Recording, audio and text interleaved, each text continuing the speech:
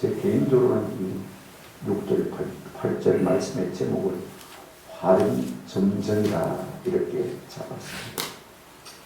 화룡점정이라는 것은 뭐 불교 이야기긴 합니다만 어떤 사람이 용을 내마리가 해놓고 이제 마지막으로 너를 다 걸어놨더니 그 용이 살아서 성취하더라, 그런 이야기에서 나온 것입니다. 무슨 말이냐면 오늘 이 말씀은 이사야 53장 전체에서 가장 중심이 되고 가장 핵심이 되는 중요한 말씀입니다. 어떻게 말하면요, 복음 중에 복음을 볼 수가 있습니다. 4절 말씀에서 이렇게 말씀했습니다. 그가 찔림은 우리의 허물 때문이요, 그가 상함은 우리의 죄악 때문이라. 그가 징계를 받음으로 우리는 평화를 누리고 그가 채찍에 맞음으로 우리는 나음을 받았도다. 그렇게 있습니다. 예수님이 십자가에 달리신 것은요, 예수님의 죄 때문에, 그의 찔림은 우리의 허물 때문이고 그가 상한 얻게진 것은요 우리의 죄악 때문이라, 그렇게 말하고 있습니다. 아니, 내가 무슨 죄인이라서 왜 예수님이 대신 죽어주시는데 우리가 그런 말을 할 수가 있습니다. 그런데 이런 말을 할 줄 알고 6절에서 우리에게 지금 놀라운 선언을 하고 있는 것을 볼 수가 있습니다. 그러면 우리가 어떤 존재냐, 어떤 존재이기에 도대체 하나님의 아들이신 하나님의 종이신 예수님이 십자가에 달려 돌아가지 않으면 안 되셨느냐, 우리의 허물과 우리의 죄악 때문이라 했지만 도대체 우리의 허물과 죄가 무엇인지 이렇게 우리가 반문할 수가 있습니다. 그래서 6절은 이 문제에 대해서 우리에게 답을 하는 것을 볼 수가 있습니다. 한번 보실까요? 6절에 이렇게 말하고 있습니다. 우리는 다 양 같아서 어떻게 했습니까? 그릇 행하여 각기 제 길로 갔거늘, 이렇게 말하고 있습니다. 우리는 여기서 세 가지를 생각할 수가 있습니다. 인생이란 무엇이냐, 하나님이 보실 때 어떤 존재냐, 다 양 같은 존재라는 것입니다. 그런가 하면 그릇 행한 존재라는 것입니다. 그런가 하면 지 쪼대로 사는 인생이라는 것입니다. 각각 제 길로 갔다, 이 말은요, 지 소견에 오른 대로 지 생각대로 살았다, 그 말씀입니다. 이것이 우리의 인생의 모습입니다. 우리 모두를 다 양 같다 그랬습니다. 인생을 양에 취급합니다. 양을 좋아하는 사람은 그러면 사람이 괜찮은 존재네, 우리가 쉽게 그렇게 생각할 수 있습니다만요, 양의 부정적인 면을 다 말하고 있는 것을 볼 수가 있습니다. 양이라도 어떤 양이냐, 길을 잃고 헤매고 지 마음대로 행하고 지 쪼대로 사는 인생을 비유하고 있는 것을 볼 수가 있습니다. 우리가 양이라고 그러면요, 아주 평온하고 목가적인 분위기, 다시 말하면 푸른 주당과 함께 맑은 시냇물과 함께 평안하게 살아가는 온순한 동물, 따뜻한 짐승으로 우리가 양을 돌리지 않습니까? 그러나 여러분, 우리가 겉으로 볼 때는 양이 그와 같은 존재입니다만요, 중동 지방에서도 지금도 양은 많이 칩니다. 그런데 이 중동 지방에서 가장 상스러운 용이 뭐냐면요, 야, 이 양 같은 놈아, 우리는 개 같은 놈아 그러거든요. 그런데 중동 지방 사람들은요, 양 같은 놈아, 이게 가장 심한 용인 것입니다.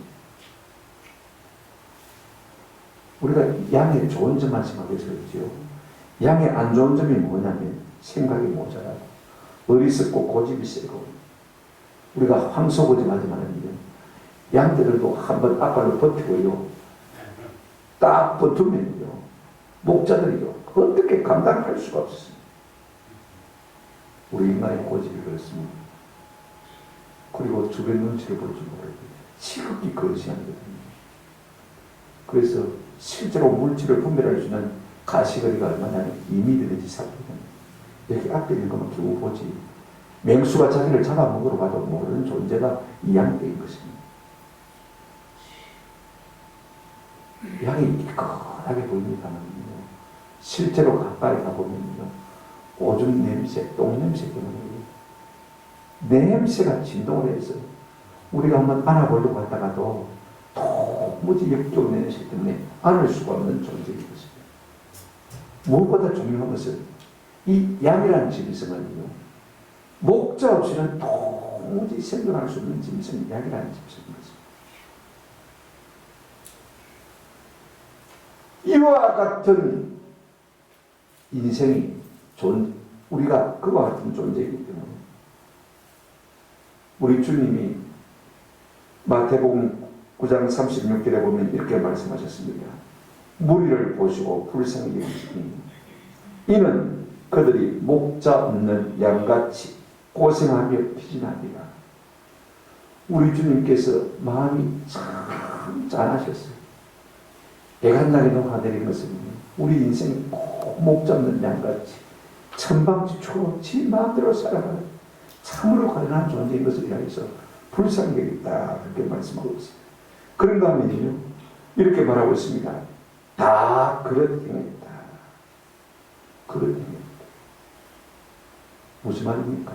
단순히 사람을 죽이고 가난하고 도둑질하고 거짓말하고 속여먹고 그랬다는 말입니다. 그릇 행했다는 말은요, 하나님이 우리 인생을 지으신 목적을 행해서 나아가지 못하고 어긋났다, 빗나갔다, 그 말인 것입니다. 하나님의 뜻대로 하나님의 영광을 살지 못하고 오히려 하나님을 거슬고 대적하는 그와 같은 자리에서 살고 있더라. 그것이 우리 인생의 모습인 것입니다. 그런가 하면 각각 제 길로 다녔다. 여러분, 우리가 사사기 17장을 보게 되면 6절에 이렇게 말하고 있습니다. 그때 이스라엘에 왕이 없으므로 사람마다 자기 소견에 옳은 대로 행하였더라. 무슨 말입니까? 지 생각대로 살았다. 경상도 말로 저대로 살았다, 그 말씀인 것입니다. 그래서 모세는 신명기 12장 8절에서 이스라엘 백성들을, 출애굽한 이스라엘 백성들을 모아놓고 이렇게 설교했습니다. 우리가 오늘 여기에서는 각기 소견대로 행하였거니와 너희가 거기에서는 그렇게 하지 말지니. 지금까지는 우리 마음대로 살아왔지만 이제 하나님이 주는 약속의 땅 가나안 땅에 들어가거든 그렇게 살지 말아라 라고 권면하고 있는 것을 우리가 볼 수가 있습니다. 우리 인생이 괜찮은 존재인 것 같지만 목자 없으면 아무도 아닌 존재인 것입니다. 그래서 우리 주님 스스로 뭐라고 말씀하셨습니까? 요한복음 10장 11절 14절 15절에 나는 선한 목자라. 선한 목자는 양들을 위하여 목숨을 버리거니와 나는 선한 목자라. 나는 내 양을 알고 양도 나를 아는 것이 아버지께서 나를 아시고 내가 아버지를 아는 것 같으니 나는 양을 위하여 목숨을 버리니. 우리 예수님은 애당초 양과 같은 우리 인생을 위해서 목숨을 버리시기로 작정하신 것을 볼 수가 있습니다. 왜냐하면 우리는 우리 스스로를 어떻게 할 수 있는 존재가 아니기 때문에 그렇습니다. 우리는 죄는 내 마음대로 질 수 있지만요, 죄의 문제를 해결할 능력이 우리에게 전혀 없는 것이 우리 인생인 것입니다. 하나님 우리에게 자유의지를 주셨어요. 그 자유의지를 가지고 마음대로 죄는 지을 수 있지만 그러나 우리가 할 수 있는 것 있습니다. 자유의지를 가지고 뭡니까? 이 죄의 문제를 씻어버립니까? 이 죄의 문제를 해결할 수 있는 것은 우리 속에 능력이 있는 것입니다. 방법이 있는 것입니다. 그래서 예수님이 땅에 오셨어요. 선한 목자가 되셔서 우리를 위해서 목숨을 버리겠다고 말씀하시는 것을 볼 수가 있습니다. 근데 두 번째로 우리가 생각할 것은요, 이와 같은 인생의 모든 죄를 그러면 하나님은 어떻게 처리하시기를 원하시는가? 여기 오늘 참 복음이 있어요. 자, 보십시오. 다시 한번 우리가 6절 말씀을 보시기 바랍니다. 우리는 다 양 같아서 그릇 행하여 각기 제 길로 갔거늘 여호와께서는 누구요? 여호와께서는 우리 모두의 죄악을 그가 누구죠? 하나님의 종의 노래니까 그죠? 종의 누굽니까? 예수 그리스도. 그에게 마셔도다 담당시키셨다.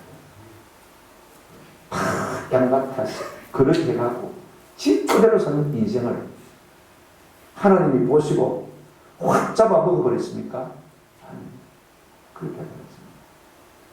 보통 신을 같으면요, 말한다는 인생을 저도 확 잡아 먹어버리고 말이죠. 그죠? 말한다는 양 같은 거요, 그저 잡아먹어버리고 말이지. 그렇게 하지 않는 것이죠.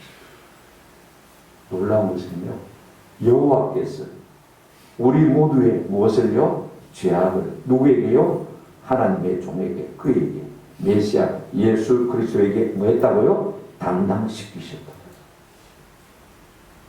우리가 벌을 받아야 되는데, 우리가 매를 받아야 되는데, 죄의 삭선은 사망이라고 했는데, 우리가 죽어야 되는 존재인데, 우리가 당해야 할 벌을 그에게 뭐 하셨도다?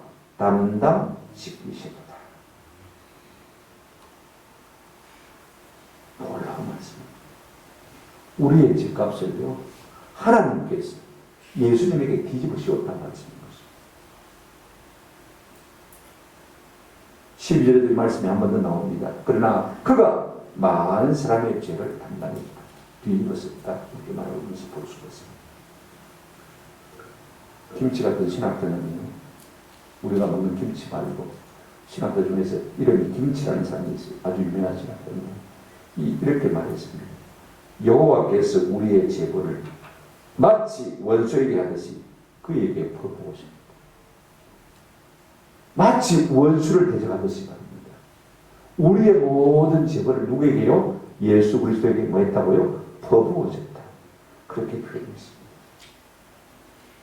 이게 퍼붓는다, 뒤집어 씌운다는 말은 원래 구약 성경에 쳐 죽인다는 말로 더 많이 사용되고 있는 것을 볼 수가 있습니다. 많은 예가 있습니다. 쳐 죽인다, 쳐 죽인다. 열왕기상 2장에 보면 솔로몬의 왕이 된 다음에 다윗 때 버거웠던 많은 신하들을 쳐서 죽이는 것을 볼 수가 있습니다. 이때 파가 담당시킨다, 그리고 뒤집어 씌운다, 이런 표현을 하고 있는 것을 볼 수가 있습니다. 우리의 모든 죄악을 누구에게요? 예수 그리스도에게 뒤집어 씌웠다는 것입니다. 하나님이 우리의 죄악을 그에게 담당시켰다, 뒤집어 씌웠다는 것입니다. 누가 그렇게 하셨습니까? 하나님이 그렇게 하셨습니다. 율법이 육신으로 말미암아 연하게 할 수 없는 그것은 하나님이 하십니다. 우리는 죄를 지을 능력이 있는데 죄 문제를 해결할 능력이 없는 우리에게 어떻게 할 수가 없으니까 하나님께서 그의 아들에게 우리의 모든 죄값을 뒤집어 씌웠다. 성경에 그렇게 말하고 있습니다. 시편 103편 10절에 우리의 죄를 따라 우리를 처벌하지는 아니하시며 우리의 죄악을 따라 그에게 갚지 않으셨다. 그럼 누구에게 갚았단 말입니까? 예수 그리스도에게 갚아본다는 것입니다. 여러분, 이것이 가봅니다. 우리 하나님은요, 우리의 죄벌을 우리 가운데 뒤집어 씌우기를 원치 하신 것을 볼 수가 있습니다. 대신에 그의 아들, 그죠? 예수 그리스도에게 다 뒤집어 씌운 것입니다. 우리를 치는 대신에 하나님의 아들을 치신 것을 볼 수가 있습니다. 이것이야말로 우리에게는 좋은 소식입니다. 이것이야말로 우리에게는 복음인 것입니다. 그래서 하나님의 의로우심을 우리 가운데 나타내 보는 것입니다. 누가 그렇게 하신 것입니까? 오늘 본문에 보시기 바랍니다. 우리의 모든 죄악을 예수 그리스도에게 담당시킨 분이 누구십니까? 한번 따라합시다. 여호와께서는 우리 하나님께서는 우리 모두의 죄악을 예수 그리스도에게 뒤집어 씌웠다. 그렇게 말하고 있습니다. 10절에도 여호와께서 그에게 사람을 받게 하시기를 원하사 질고를 당하게 하셨단 말이에요. 10절에도 그렇게 말씀하고 있는 것을 볼 수가 있습니다. 여러분, 창세기 22장에 보면 하나님이 아브라함에게 내 사랑하는 독자 이삭을 번제로 드리라고 했습니다. 그죠? 그래서 이제 3일 길에 가서 아들 이삭과 함께 모리아산에 올라갑니다. 산중턱에 올라가는데 아들 이삭이 아버지를 물었어요. 아버지, 나무도 있고 불도 있는데 재물이 없네요. 누가 재물입니까? 쥐가 재물이에요. 하나님 이삭을 가지라 했습니까? 그죠? 아들 주기 위한 아버지의 마음 기가 찹니다. 아마 여기서 아브라함의 마음이 한번 무너졌을 것 같아요. 그런데 그 대답이 그렇잖아요. 그 대답이 예언입니다. 그 대답이 복음입니다. 내 마음으로 말한 것 같지만 성령께서 그렇게 말하고 담아주신 것 같아요. 창세기 22장 8절 아브라함이 이르되 내 아들아 번제할 어린 양은 그 다음 그 말이 중요합니다. 하나님이 자기를 위하여 친히 준비하시리라. 한번 따라합시다. 번제할 어린 양은 하나님이 그를 위하여 친히 준비하시리라. 누가 준비하신다고요? 하나님. 우리가 소와 양을 잡아서 하나님 앞에 희생제사를 드립니다. 그것이 하나님이 받으시는 제물이라는 것이죠. 하나님이 친히 하신다고요? 준비하십니다. 물론 수풀에 수작 한 마리 가시적으로 그렇게 하나님이 주셨습니다. 원래 이 말씀의 의미는 무엇입니까? 하나님이 친히 자기를 위하여 준비하십니다. 누구를 중심하고 있는 것입니까? 우리의 모든 인류의 죄를 속하신, 우리의 죄를 뒤집어 씌우시기에 누구십니까? 예수 그리스도. 하나님이 친히 준비하신 것입니다. 아멘. 그분이 친히 준비하신 것입니다. 무엇 때문에 하나님께서는 그의 아들 예수 그리스도에게 모든 죄악을 뒤집어 씌우는 것입니까? 하나님께서 그렇게 하셔야 할 이유가 있습니까? 이유가 있습니까?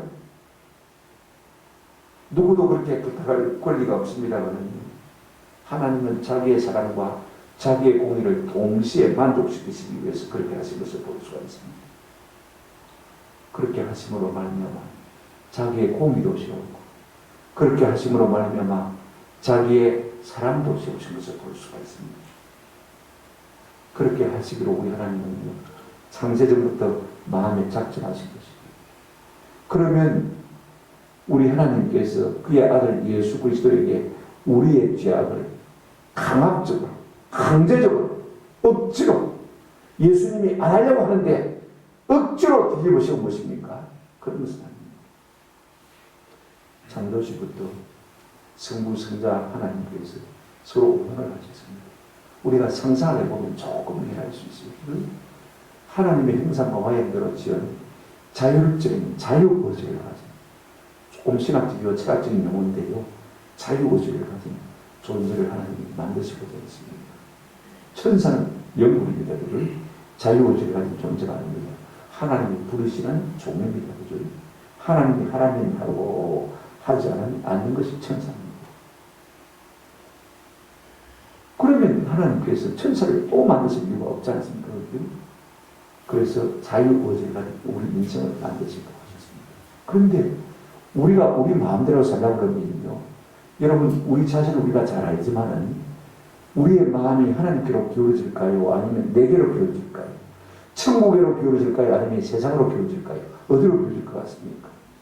내가 만약에 내 마음대로 살 수 있는 권한이 있다는 말입니다. 하나님 없이도 내 마음대로 살 수 있다면 하나님께로 기울어지는 건 아니죠. 내가 하나님이 되어서 살고 싶은 이 자유의지, 그 타락한 본성이 우리 가운데 다 있습니다. 그러면 그 인생은 어떻게 할 것입니까? 그러면 그 인생은 어떻게 할 것입니까? 죄로 말미암아 타락이 사람을 거기가 오고 저리고 하나님과 원수가 된 인생을 어떻게 할 것입니까? 그때 아들 예수 그리스도께서 아마 그렇게 말씀하셨을 겁니다. 아버지, 제가 그들을 위해서 죽겠습니다. 제가 그들을 위한 속된 제물이 되겠습니다. 그런 쌍방의 약속이 있습니다. 이게 대속의 법입니다. 나는 어떻게 할 수 없지만 우리 하나님이 어떻게 하십신다는 것, 이게 대속의 법입니다.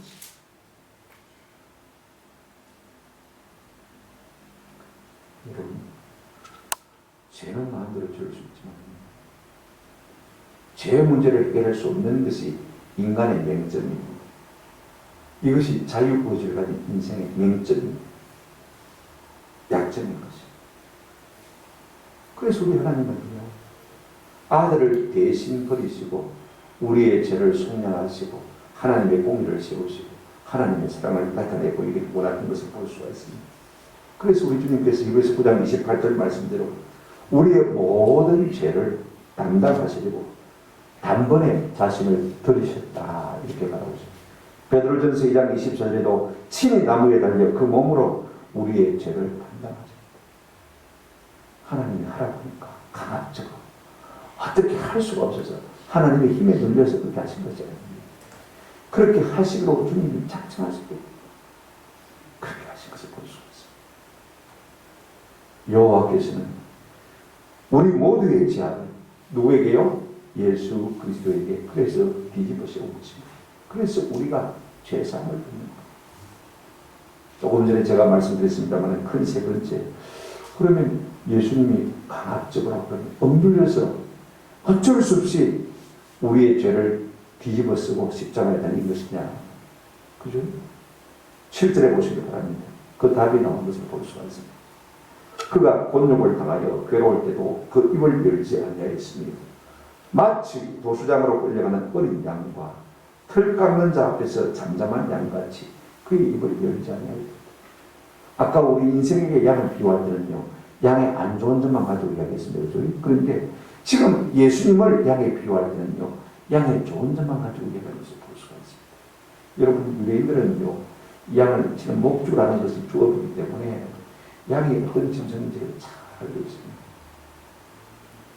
이스라엘 백성들은 양을 잡아서 양고기를 먹잖아요. 이게 주식이잖아요. 그죠? 그런가 하면 양을 잡아서 하는 것 어떻게 합니까? 제물로 드리잖아요. 그죠? 그러니까 양을 많이 잡습니다. 그런가 하면 또 때가 되면 양을 뭐 해줍니까? 털을 깎아줘요. 칼을 가지고, 그죠? 가위를 가지고 깎아줘요. 근데 참 미안한 것은 양이 진축을 줄 모르고 주인에게 몸을 맡긴다는 거죠. 털을 깎을 때에도 토설할 때도 아무 말이 없이 잠잠하다는 것입니다. 우리 예수님이 우리를 위해서 십자가에 지실 때 그렇게 하셨다는 말씀입니다. 곤욕을 당할 때, 괴로움을 당할 때, 육체적인 고통을 당할 때, 예수님이 재판받을 때, 그죠? 십자가에 달리실 때, 우리 예수님이에요. 이런 다 욕을 받으실 때 대신 욕하지 아니하시고, 저주를 받으실 때 대신 저주하지 아니하시고, 빌라도에게 재판을 받으실 때도, 대제사장 앞에 재판을 받으실 때도 성경에 보면 그랬습니다. 한마디도 대답지 아니하시고 잠잠하고 아무 대답도 하지 아니하시고. 제가 이 예수님의 구절을 읽어야 됩니다만 생각을 하겠습니다. 헤롯 앞에 재판을 받았을 때도 누가복음 23장 9절에 보면 여러 말로 물으나 아무 말로도 대답지 않는 말이 없었어요. 우리 예수님 십자가에 달리셔서 그 고통 가운데 있을 때도요, 얼마든지 자기를 십자가에 못 박은 인간들을 향해서 저주를 퍼부을 수 있지 않습니까? 그죠? 그럼에도 아무 말이 없습니다. 전혀 말을 안 하는 것이 아닙니다. 7마디 말씀하셨습니다. 그 7마디 말씀 가운데 4마디가 우리의 구원을 위한 말씀이고, 또 한마디는 자기 영혼을 기탁한 것이고, 그죠? 또 하나는 예수님을, 어머니 마리아를 자기 사랑하는 제자 요한에게 부탁한 것입니다. 그러니까 악한 말이 없어요. 베드로의 말처럼 다른 사람을 욕하지도 않고 다른 사람을 위협하지도 않았습니다. 단지 자기의 고통에 대해서 6마디 다, 4마디는 구원의 말씀, 2마디는 자기를 위한 말씀, 하나는 예수 어머니를 위한 말씀, 그다음에 자기를 위한 말씀 가운데 7번째가 뭐냐면 내가 목마르다는 것입니다. 여러분, 이 목마름은요, 보십시오. 살찌겠죠. 못 받겠죠. 그죠? 뼈가 어스러졌지. 그러니까 상처가 생기니까 열이 나지. 열이 나니까 타는 목마름이 생기죠. 입천장이 착착 갈라지지. 그러니 목마를 수밖에 없는 거죠. 여러분, 사람이 임종되는데 다 목이 탄 것을 제가 여러 주변에 임종한 사람들을 보면서 합니다. 저희 할머니 돌아가실 때도 제가 티스푼 가지고 입술에다가 착 붙여붙여 한 30분 그렇게 쪄주니까 나중에 돌아가셨어요. 목이 다. 그 어마어마한 고통과 괴로움을 당하시면서도 우리 예수님은 말이 없으신 것을 볼 수가 있습니다. 예수님 그렇게 말씀하셨잖아요. 나는 선한 목자라. 선한 목자는 양들을 위하여 뭐 하신다고 했습니까? 목숨을 걸린다고 했습니다. 우리 예수님은요, 그분의 십자가에 달리심이 전적으로 자발적인 것을 우리가 보게 되었습니다. 50절 7절 다시 보셨다면 그가 곤욕을 당하여 괴로울 때도 그의 입을 열지 아니하였으며 마치 도수장으로 끌려가는 어린 양과 털 깎는 자 앞에서 잠잠한 양같이 그의 입을 열지 아니하였다.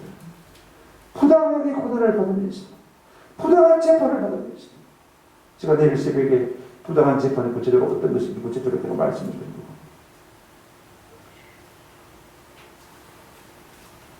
그럼에도 불구하고 그 부당한 모습들을 바라보면서도 입을 열지 않았지.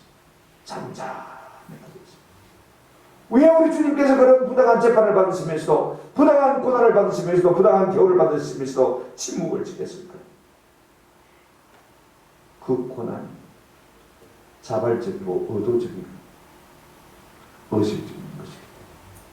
주님께서 그걸 하시기 위해서 있다는 것입니다. 마태복음 20장 28절에 예수님 그런 말씀하셨습니다. 인자가 온 것은 섬김을 받으려 합니다. 이 땅 가운데서 대접을 받으려 합니다. 도리어 사람들을 갖다가 섬겨줘. 내 목숨마저 자기 목숨마저 많은 사람의 뭘로 주려 합니다.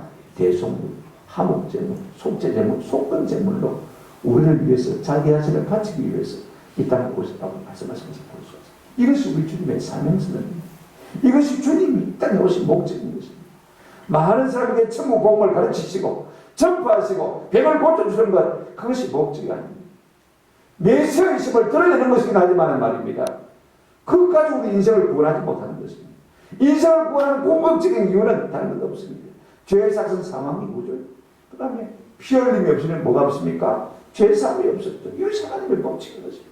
누군가가 누군가의 죄를 짊어지고 대신 죽지 않냐면 죄 사함이 없기 때문에, 구원이 없기 때문에. 우리 예수님은 우리의 모든 죄를 대신 뒤집어쓰고 죽으시기 위해서 이 땅에 오신 것입니다. 그래서 우리의 죄를 속량하시고 우리를 구원하시기 위해서 이 땅에 오신 것이지 뭐 선한 도를 가르치기 위해서 오신 것을 깨닫는 것입니다. 요한복음 10장 17절 18절 내가 내 목숨을 버리는 것은 그것을 내가 다시 얻기 위함이니 이로 말미암아 아버지께서 나를 사랑하십니다. 18절 놀라운 말씀이 있습니다. 이를 내게서 빼앗는 자가 있는 것이 아니라 한번 더 합시다. 내가 스스로 버린다. 내가 스스로. 하나님이 뒤집어 씌운 것이기도 하지만 우리 예수님께서 스스로 그렇게 하도록 작정하신 것이 있다는 것입니다. 자원하신 것입니다. 자발적인 십자가인 것입니다. 내가 스스로 버린다. 아멘. 이것이 복음입니다. 이것이 우리를 향하신 하나님의 사랑인 것입니다. 물론 그의 죽음은 불법적인 죽음에 틀림없습니다. 우리가 8절 보게 되었으면 그는 곤욕과 심문을 당하고 끌려가서나 그랬습니다. 다른 번역에 보면 강제로 끌려가서 재판을 해라. 사람을 갖다가 죄도 정하지 않고 그죠? 강제로 납치해가지고 그죠? 하룻밤 만에 밤샘 해가지고 부다닥 십자가 사형시키는 법이 세상에 어디 있습니까? 고대도 없었습니다. 그렇게 불법적으로 예수님을 십자가에 못 박아서 볼 수가 있습니다. 제가 말씀을 드리고 합니다. 그럼에도 불구하고 우리 주님은요 이 땅에 오셔서 자기 목숨을 우리 위해서 내어주시기를 기뻐하신 것을 볼 수가 있습니다. 왜 그렇습니까? 아무리 천국 복음을 전하고 아무리 가르치고 병을 고쳐준다 한들 그것으로 인류가 죄에서 구원받을 수 없는 것입니다. 그러니까 하셔야 됩니다. 그래서 우리 주님은요 한시도 자기 생명을 잃지 않았습니다. 인자가 온 것은 승림을 받으려 합니다. 도리어 승리를 하고 자기 목숨을 많은 사람이 뭘로 주려 합니다? 계속 제물로 주려 합니다. 이것이 예수님 오신 궁극적인 목적인 것입니다. 그래서 우리의 모든 죄를 다 하나님께서도 뒤집어 씌우셨지만 우리 주님 스스로 자원해서 우리의 죄를 담당하시기 위해서 십자가에 달리신 것을 볼 수가 있습니다. 오늘 우리는 어떻습니까? 나라는 존재가 너무 소중해서 조금만 내 물질에서 나가도 발끈은 견딜 수 없어요. 조금만 내 명예 손상이 와도요 결백을 주장하기 위해서 입에 거품을 물고 변명하고 정죄하고 마음의 상처와 고통을 준 사람에게 욕과 저주를 예사롭게 부는 졸렬한 인간들이 우리의 모습인 것입니다. 우리 자신이 손해본다고 할 때 우리가 침묵을 지킬 수 있겠습니까? 그렇지 않습니다. 7절 그가 봄욕 옳다가 괴로울 때 그의 입을 뭐하지 않았습니까? 열지 않습니다. 부당한 재판을 받고 자기 목숨을 우리를 위해서 우리의 모든 죄를 뒤집어 쓰고 드림에도 불구하고 자기의 결별을 주장하기 위해서 항변하거나 변명하거나 하지 아니한 것을 우리가 볼 수가 있습니다. 우리가 십자가만 묵상하지만 성경에 십자가를 묵상하라 그런 말이 없어요. 누가복음 9장 23절에 우리 예수님이 이렇게 말씀하셨습니다. 누구든지 아무든지 나를 따라오려거든 자기를 부인하고 자기 십자가를 지고 나를 따를 것인가. 너희가 나를 따라오려거든 나를 따르려거든 내 제자가 되기거든 내 백성이 되기를 원하거든 십자가를 묵상하는 것이 아니라 아무 따라 자기 십자가를 지고 자기 십자가를 지고 내가 감당해야 할 몫이 있습니다. 그 사람이 내 남편일 수도 있습니다. 내 아내일 수도 있습니다. 내 말한다는 자녀일 수도 있습니다. 우리 주님이 묵묵히 대신 그 죄를 뒤집어 쓴 것처럼 말입니다.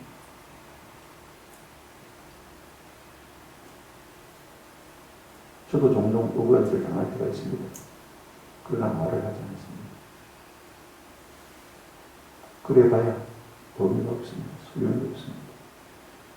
그래야 우리 주님 같은 그 길을 따라가는 길이 의미가 있습니다. 그래야 그가 의를 얻게 되는 것입니다. 그래야 그가 매개를 얻게 되는 것입니다. 그래야 그가 용서를 받게 되는 것입니다.